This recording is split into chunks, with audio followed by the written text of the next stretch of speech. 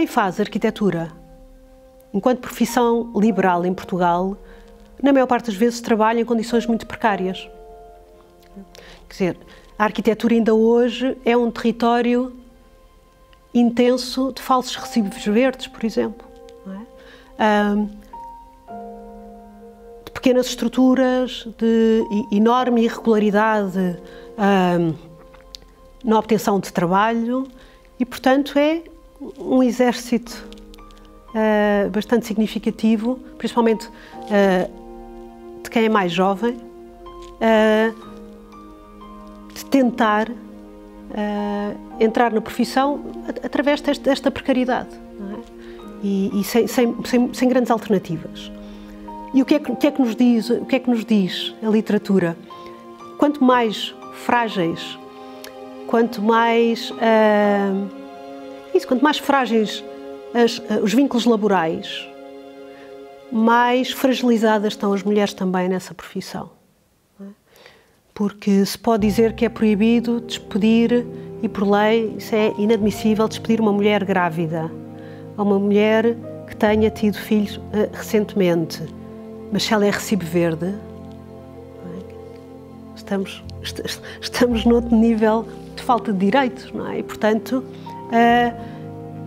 e mais uma vez aí, os baixos salários, os vínculos precários na profissão fragilizam quem é mais jovem e fragilizam mais as mulheres. Porque depois se atravessam para lá do assédio moral, que acontece muitas vezes nestes contextos, também com o assédio sexual. E, portanto, mais uma vez, a condição de ser mulher, enquanto profissional da arquitetura, torna as nossas situações mais complexas e a precisar de muito mais ação também.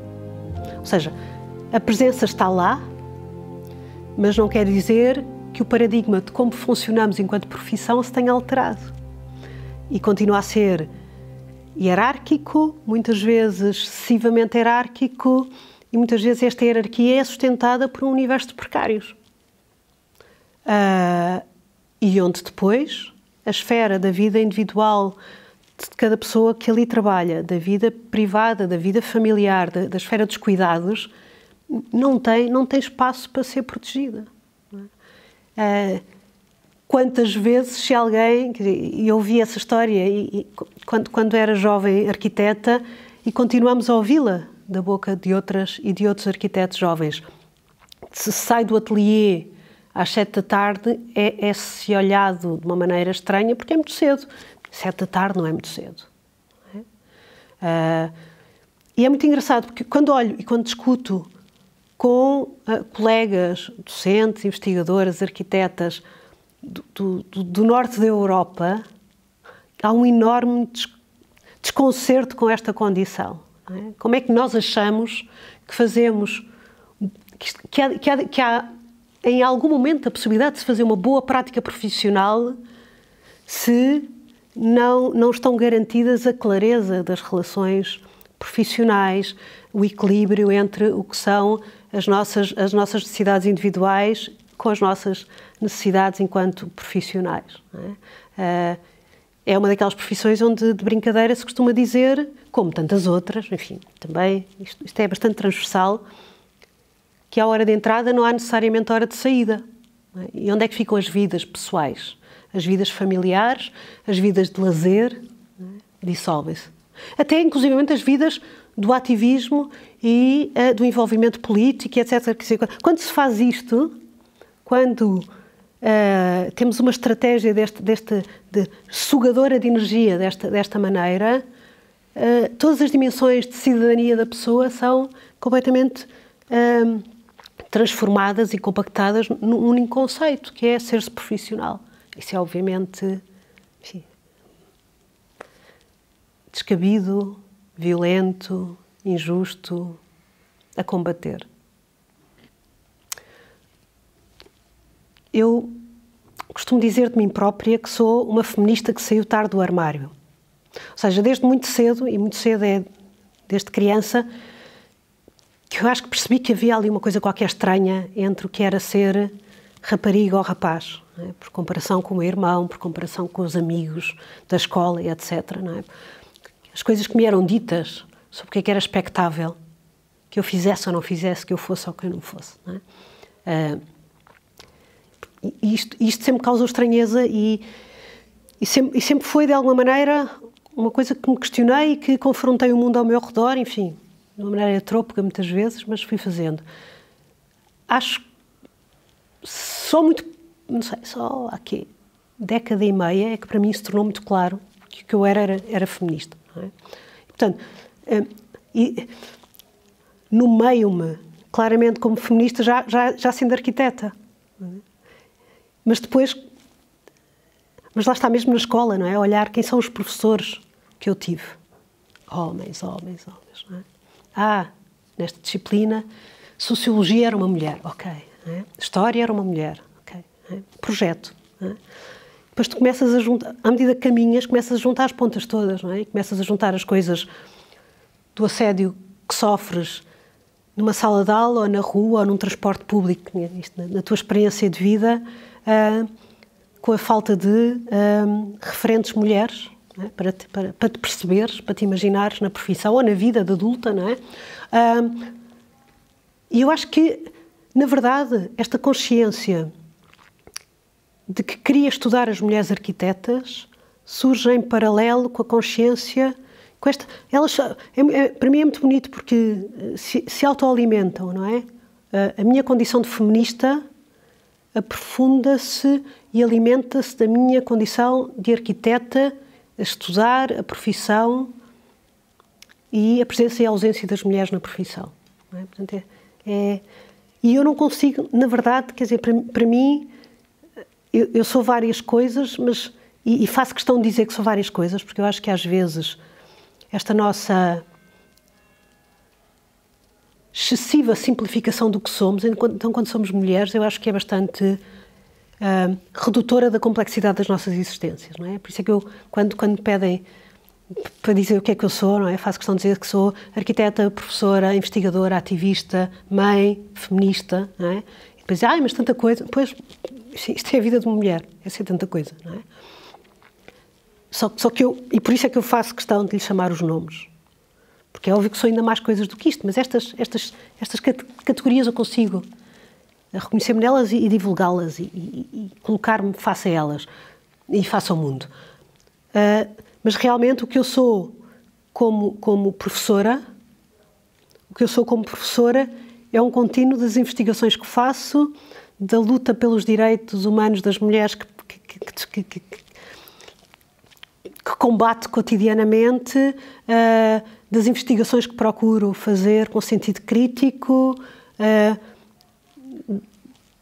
do trabalho que faço enquanto ativista, enquanto mãe, mas também enquanto amiga, enquanto feminista. E a questão do feminismo é que também parte destas relações são muito sustentadas por estratégias e por opção pela sororidade, não é? Pela prática desta irmandade entre mulheres, não é? De cuidado de entre nós, porque as condições, isto aplica-se às estudantes, isto aplica-se às colegas, isto aplica-se às amigas, à filha, enfim, etc.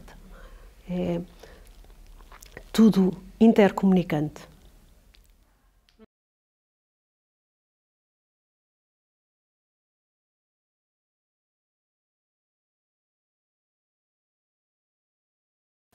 A arquitetura e a cidade tem sido sistemática e reiteradamente feita por homens.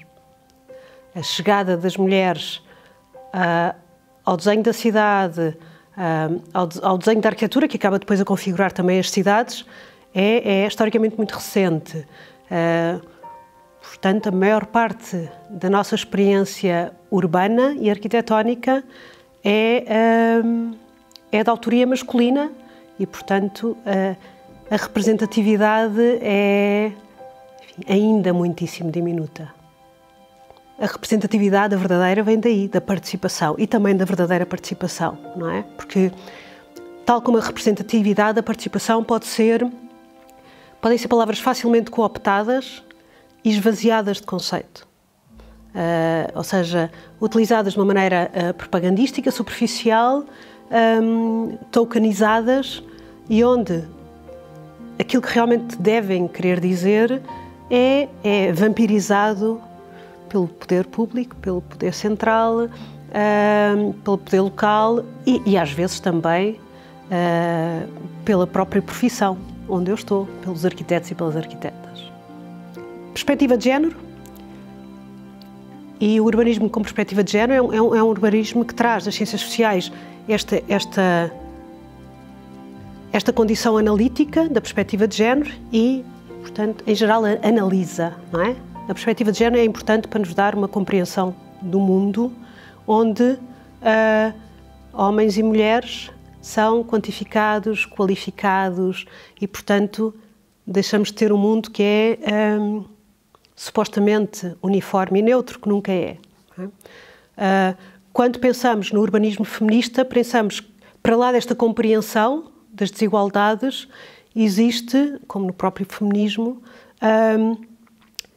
uma ideia, uma procura, uma estratégia de construir cidade, eu até diria de co-construir cidade, porque é uma construção coletiva da cidade, onde a questão das desigualdades entre mulheres e homens está presente, mas também das questões de classe, mas também das questões de origem, raça, não é? Das questões de ser-se mulher migrante é sempre uma condição particularmente mais complexa do que ser-se uma mulher não migrante. Não é? Portanto, todas estas questões se atravessam e quando se pensa cidade têm que ser pensadas enquanto conjunto e, portanto, é muito complexo. E, portanto, quem sabe melhor das suas necessidades de cotidiano do que as próprias mulheres diversas, com as diversas experiências, com os diversos cotidianos que habitam essas cidades. E por isso é que tem que ser uma cidade co-construída, co-pensada, não é? Tem que ser um ato coletivo. Ou então porque às vezes podemos ter até muito boas intenções, mas acabamos, de alguma maneira, a reproduzir modelos que são necessariamente, por ser normativos, são necessariamente reprodutores de desigualdades. Quando falamos da ideia de uma profissão,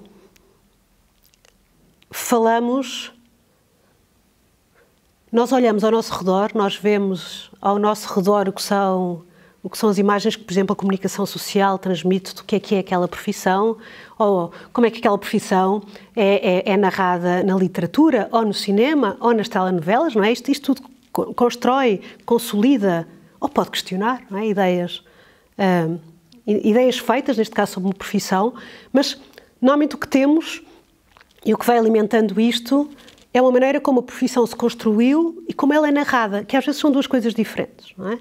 E claro que no contexto da profissão arquitetura, a entrada das mulheres arquitetas para a profissão enquanto mulheres graduadas se comparado com outros países próximos, europeus próximos, tardia, não é? Nós temos a primeira mulher graduada em Portugal em 1942, a Maria José Estanco, que é muito curioso, porque a Maria José Estanco é uma algarvia que vem com a mãe, o pai estará emigrado no Brasil, e vem com a mãe viver para Lisboa e dá aulas de desenho desde antes de entrar para o curso, não é? Ela garante o sustento da família, enquanto vai estudando também, e entra para a pintura, para as Belas Artes de Lisboa. Depois faz uma pausa e vai visitar a irmã que também está emigrada no Brasil, a meio do curso. Ela, enfim, pelo que conseguimos perceber, ela estaria não estaria bem de saúde, estaria com esgotamento, estaria numa condição qualquer muito frágil, então, e a irmã, que também já está no Brasil, casada e com filhos, chama as duas e as duas vão lá passar uma pequena temporada e a Maria José Estanco conhece, enfim, por um acaso delicioso, assiste ao nascimento de uma cidade no interior de São Paulo, que se chama Marília. E vai acompanhando o trabalho do engenheiro belga que está responsável pelo traçado, pela infraestruturização da futura cidade, e fica completamente fascinada com aquela condição, não é? De fazer surgir uma cidade. Quando volta para Portugal, muda-se de pintura para arquitetura. E acaba, então, no início da década de 40, a formar-se. Não consegue emprego em nenhum ateliê de arquitetura, não consegue emprego como arquiteta, ponto. Acaba a dedicar-se a vida toda ao ensino liceal, de várias instituições importantes da cidade de Lisboa. Tem uma obra construída para uma amiga, que é um projeto, uma casa de férias que é construída, dedica-se ao desenho de bijuteria, enfim, dedica-se a várias atividades, mas efetivamente não consegue entrar neste tecido profissional da cidade de Lisboa. Por outro lado, a segunda arquiteta a formar-se é no Porto, no ano seguinte. Maria José, mas desta vez Marques da Silva. Ao contrário da Maria José Estanco, a Marques da Silva é filha, ou tem como pai, o mestre Marques da Silva, diretor da escola, arquiteto considerado no norte do país, e, portanto, nós percebemos que há aqui uma condição de classe muito diferente para estas mulheres, não é? E ela forma-se, em 43 defende a sua prova final e acaba depois a cruzar-se no ateliê do pai com o marido e companheiro profissional toda a vida, o David Moreira da Silva, e vão ter ateliê e vão trabalhar juntos até à morte dela. E é muito interessante este começo de ambas, das Marias Josés, porque eu chamei-lhe essa altura o paradigma fundacional. Porque, por um lado, a Maria José Marques da Silva é permitida a entrada da profissão, porque já está no meio, não é? Está nas elites do Porto, não é? É filha do mestre Marques da Silva e, portanto, a entrada da profissão está-lhe garantida e tem vida profissional com o David Moreira da Silva, de arquitetura e de cidade. Ele é mais urbanista do que ela, mas tem uma vida com muita obra. Mas ainda há um par de décadas, alguma bibliografia, quando referia a obras de ambos, só colocava o David Moreira da Silva como autor. Não é? Portanto, a invisibilidade quando estão presentes, ou a invisibilidade porque nem sequer são deixadas entrar, que é o caso da Maria José Estanco. Não é? E este modelo, eu acho que este paradigma fundacional acontece até aos dias de hoje. É? Torna-se mais complexo. Acontecem outras maneiras de sermos invisíveis, de nos ser dificultado o acesso, mas para mim é muito simbólico este começo. Não é? E a dificuldade, as dificuldades diversas, óbvio, não é? Mas que são de género, não é? Mulheres a entrar numa profissão profundamente masculina, na altura completamente masculina, mas também são de classe e são de estatuto, por causa da tal estrutura muito elitista da profissão.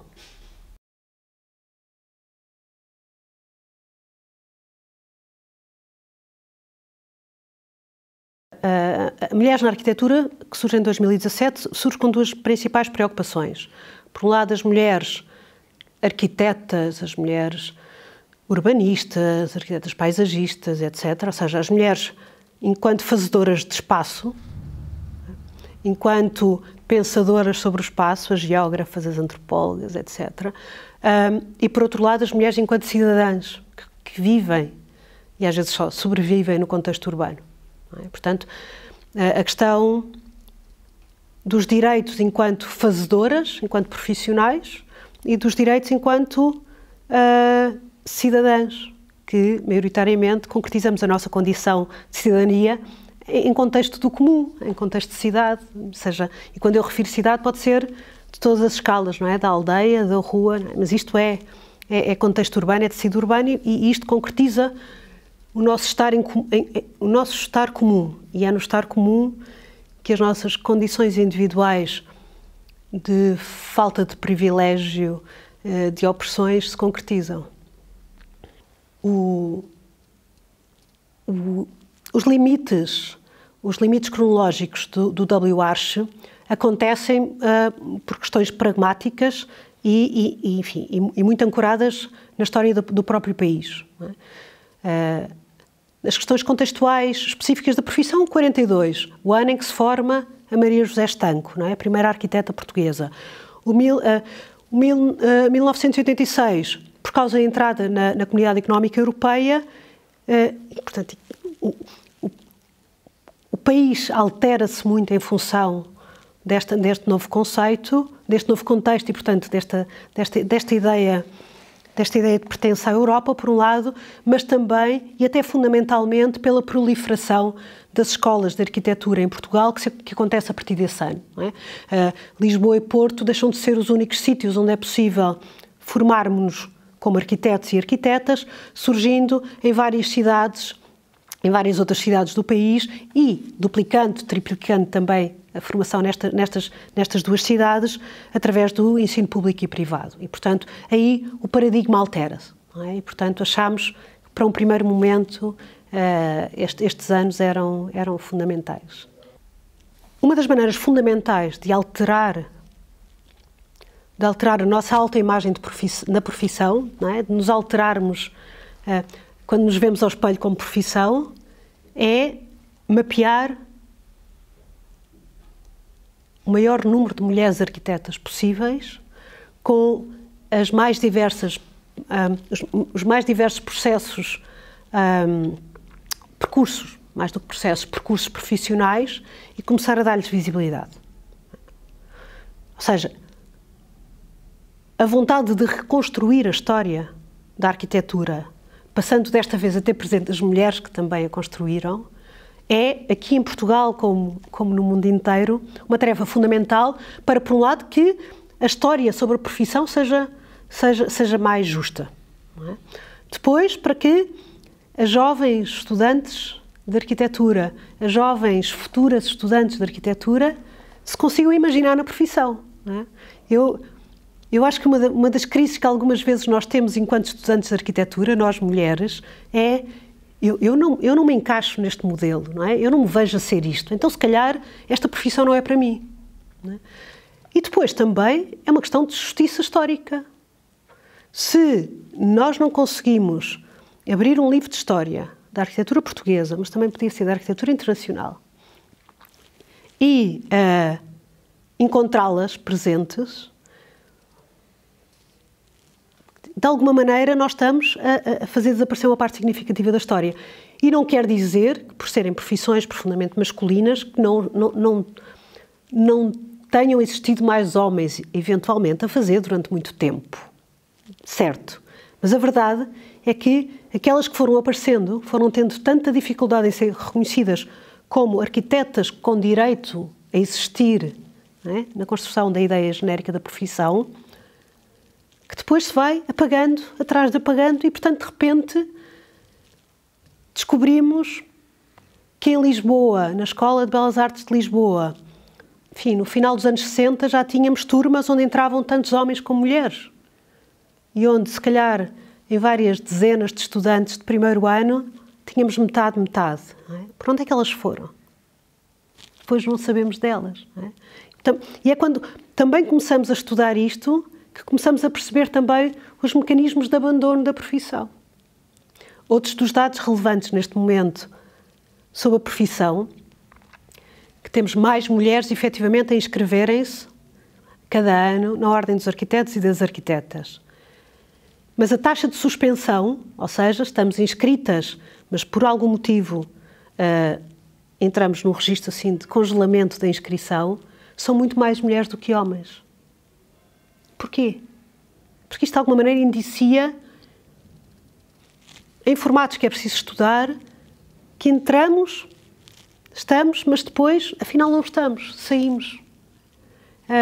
É porquê? Porque estão a trabalhar coletivamente e não é preciso que toda a gente pague cotas? É porque abandonaram a profissão, ponto? É porque estão a trabalhar no ensino ou noutras atividades e desvincularam-se, não se reconhecem na ordem enquanto um sítio de continuar, apesar de tudo, a estar presente, não é? Isto é preciso perceber. Porque estas mais de 50% de mulheres arquitetas que se formam ano após ano nos últimos anos não se sentem depois no espaço público. Isso é outra questão. Quem é que nós falamos para falar sobre arquitetura? Quem é que nós chamamos para falar sobre arquitetura no espaço público? Quem é que são os júris dos concursos de arquitetura? Quem é que são as pessoas que ganham prémios de arquitetura? Se esta presença das mulheres também não começar a estar aqui,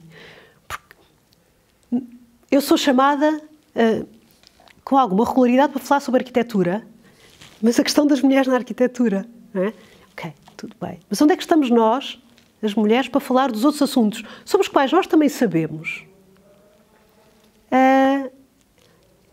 Porque para mim é desconcertante que nas universidades, nas instituições culturais do país, ainda se preparem painéis de discussão sobre assuntos em geral, de arquitetura em particular, onde às vezes nenhuma mulher está presente. Nenhuma, só para disfarçar. Não é? Qual é o problema? É como quando queremos convidar mulheres, dá mais trabalho. Não é? Porque é muito mais fácil ir a um motor de busca e sai mais do mesmo. Não é? Quando saímos daquela repetição, daquela insistente ciclo vicioso para, então, mas quem é que trazemos mais, não é? Quem é que se convida mais? É preciso dar mais trabalho. Pois, mas esse trabalho é fundamental.